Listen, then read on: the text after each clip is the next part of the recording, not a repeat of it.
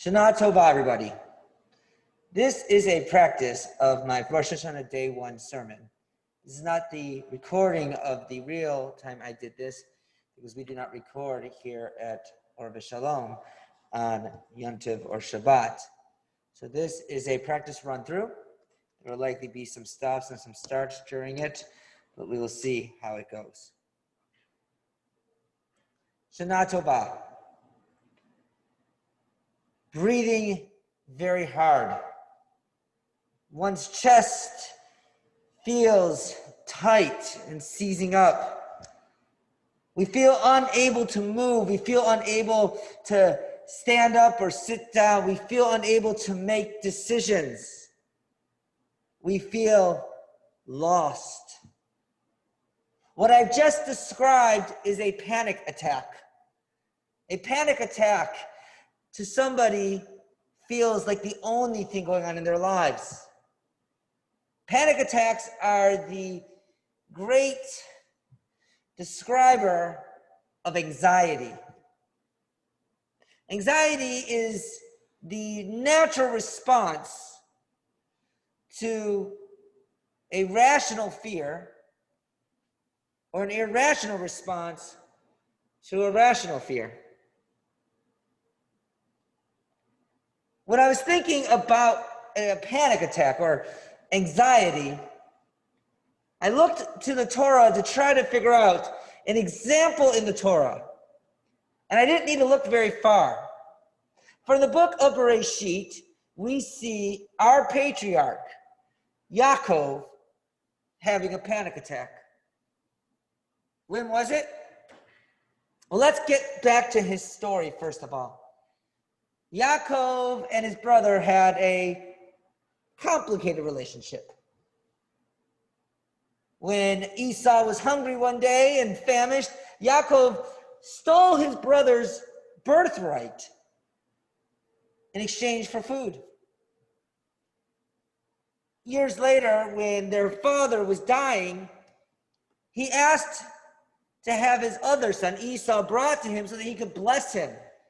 And Yaakov intervened, tricked his father, and got the blessing himself. He ran away from home because Esau wanted to murder him. Over the years to come, Jacob would be fooled by his uncle. Time and again, things just weren't so easy. All this comes to a head on one night, when Yaakov has left his uncle's house with his wives and his children, and it is now time to meet his brother. This was scary. The last time he saw his brother, he wanted to murder him, and suddenly they're about to meet. Yaakov had no idea what this was going to be. He was so filled with fear, he divided up his family into half, and then into half again, and over again, he divides his family, only to then at the end of the night decide to divide it so much so that he is all by himself. It is at that moment that Yaakov fell asleep and had a dream. And some say it wasn't actually a dream, it was actually really something that happened. And that dream, we know he struggled, he wrestled with something, an angel or another person, or perhaps his brother Esau. All night they struggled, until in the morning, and before the sun rose, Yaakov walked away with a limp permanently and a new name, Yisrael, which means to struggle with God.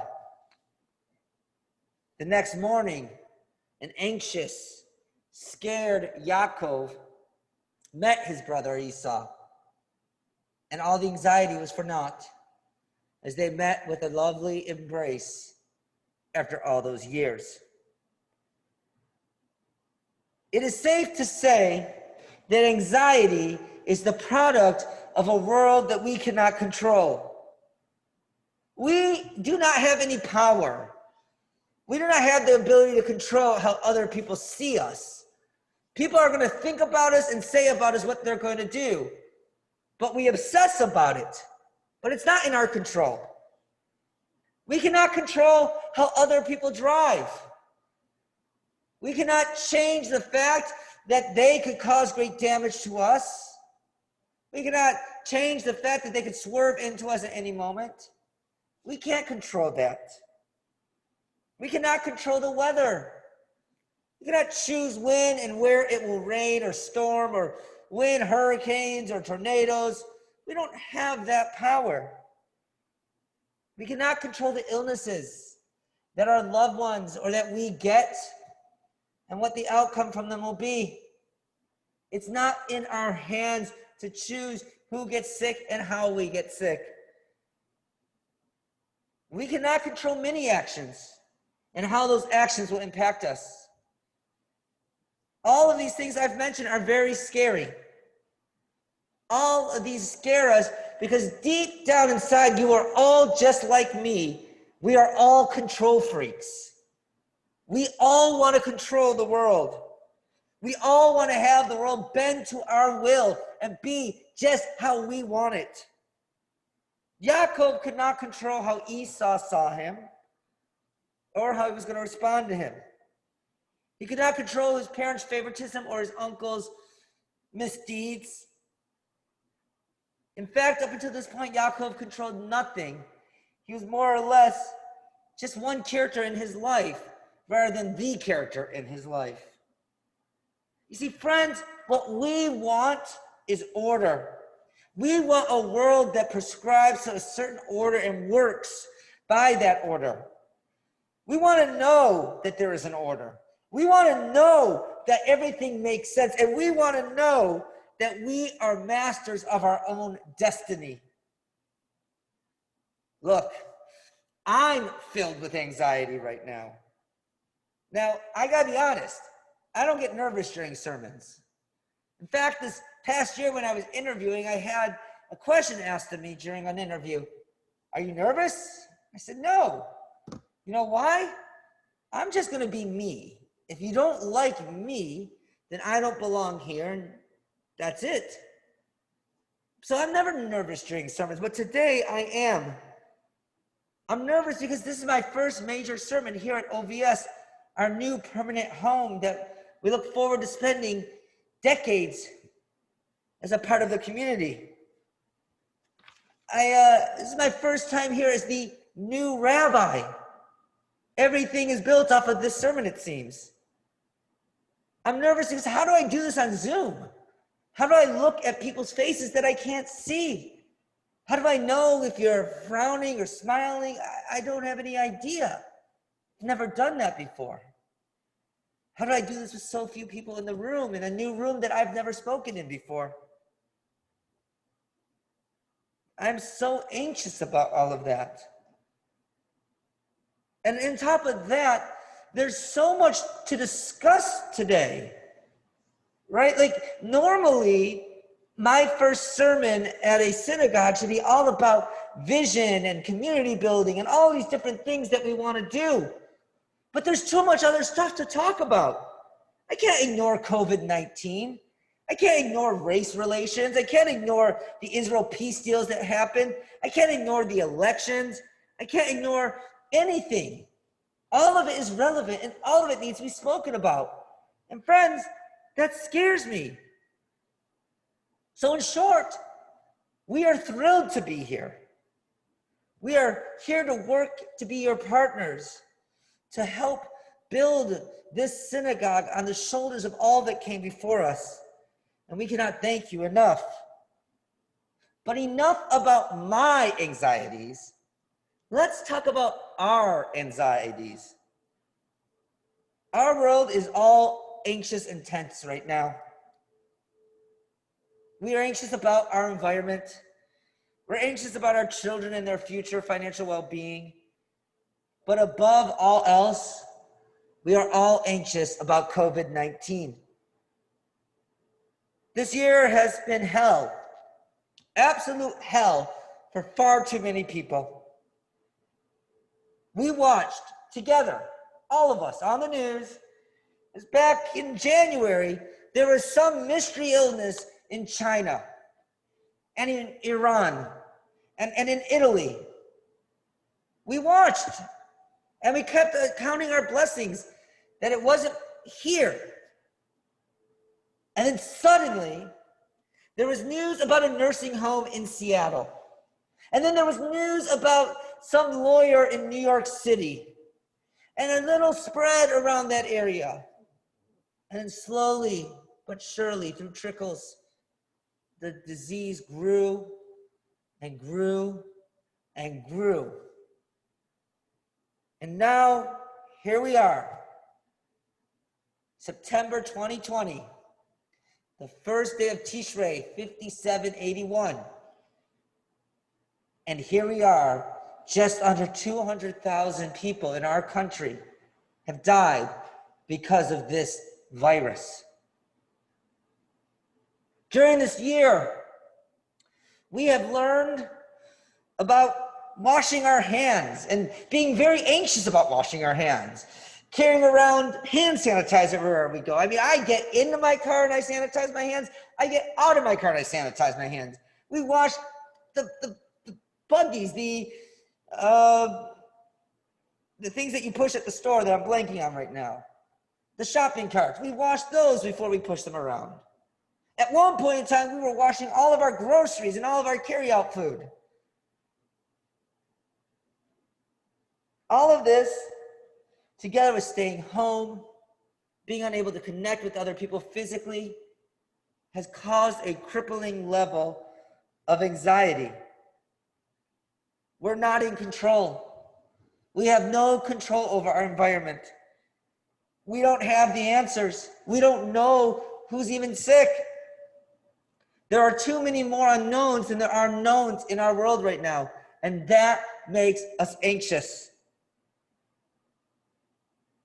In fact, right now, we don't even know if everybody is healthy in our own lives. We have to wait each time to find out. In the midst of all of this, I had the opportunity to read a new book by Bruce Feller. Bruce wrote has written many books, one about walking the Bible, actually. This book was about transitions. And he wrote the book called Life is in the Transitions. It's a New York Times bestseller.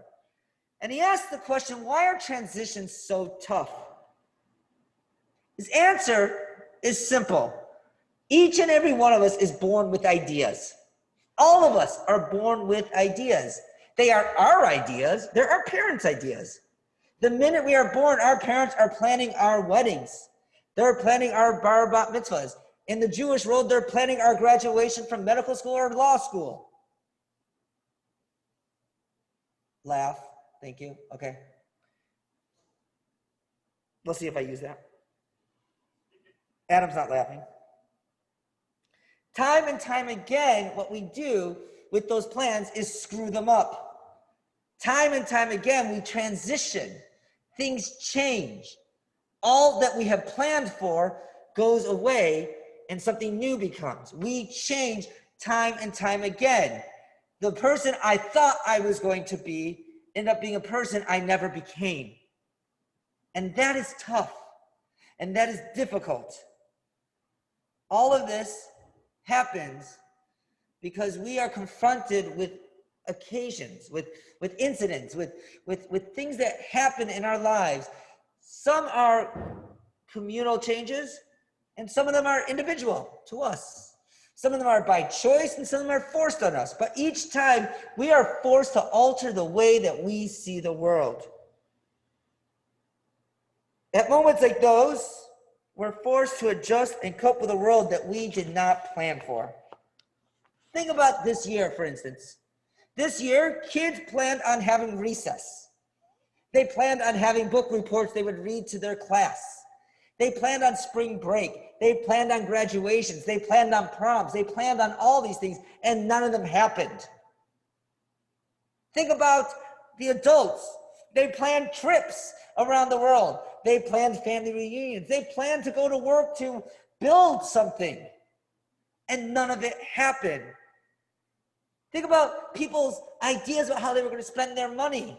They were going to buy this new thing, or they were going to do that, and suddenly they weren't able to. Think about the idea that people who had planned on having grandparents take care of their children for them because they had to work and suddenly they couldn't have the grandparents around. Time and time again this year, we've had to adjust what we planned for and what we could actually do. It was not an enjoyable transition, and it left us all longing for a world that we no longer were part of. It is in large part because of this singular thing, that anxiety is so pronounced now. All of us are anxious. All of us want to know when and where and how this ends. All of us want to get back to our lives as they were supposed to be, but none of us can get back to them because they are no longer there. So how did Yaakov deal with his anxiety? He did three things. He prayed. He cried out to God. He said, look, this isn't fair. Be with me, God. As you promised you were going to be with me. Be with me. Pray, please. Be part of my life. The second thing he did was he prepared, right? He separated his family in case Esau attacked him. And the third thing he did was he struggled. He struggled with that angel, with that physical being. And he came out wounded, but he came out of it alive. But above all else, Yaakov managed to do something very, very important that's telling for all of us to understand what we should do with our anxieties. He found meaning in his suffering. Now, it is very important to distinguish. Suffering does not happen for a reason. It's not part of some elaborate scheme. It's not part of some plan for our world. Suffering is never intentional. But at the same time, if we're going to go through the suffering, we might as well learn and grow from it. We have only lost everything if we choose to let the suffering be everything. Viktor Frankl, a survivor of the Holocaust, was a great psychiatrist in Vienna prior to World War II. He was working on his first book when the Nazis came into town, deported his entire family, his pregnant wife, his parents, and himself.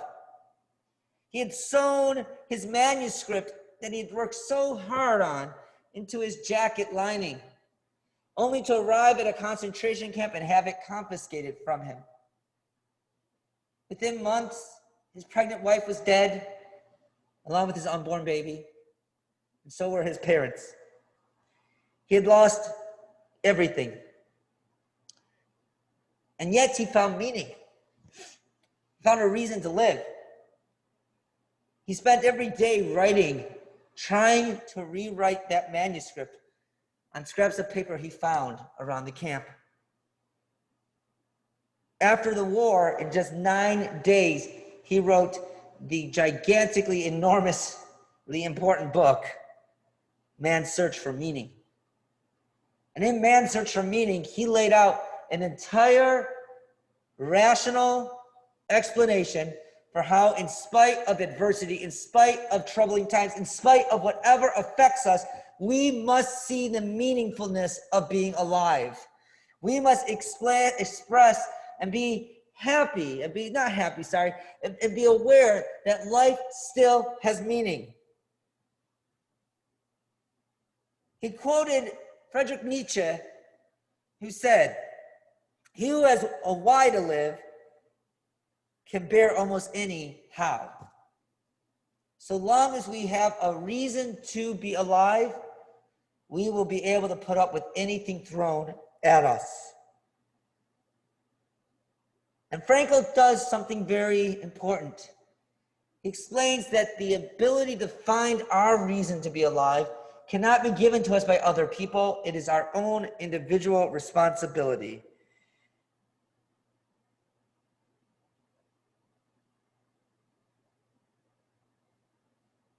All of this came to him in the camp when he found a page of paper, from a book in his jacket, not the one that he had brought with him, of course. It was the Shema. He realized that Shema is the ultimate meaning to the Jewish people. And he had to be willing to find his.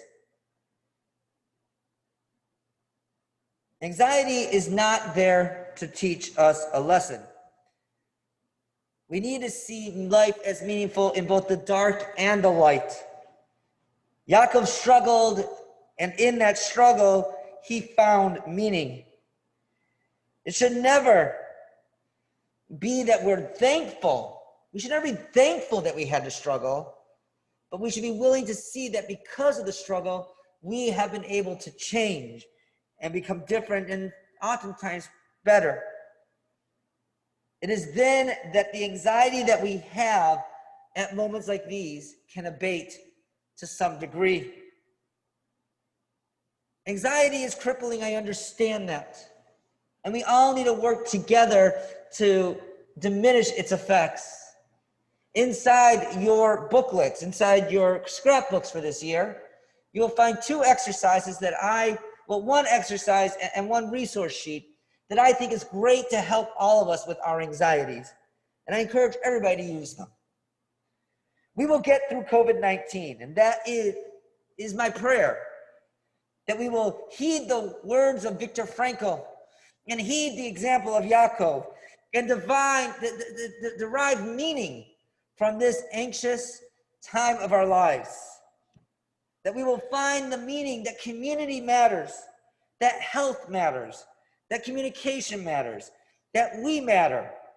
And if we learn from all of this, perhaps we will learn to be less anxious and more able to move forward.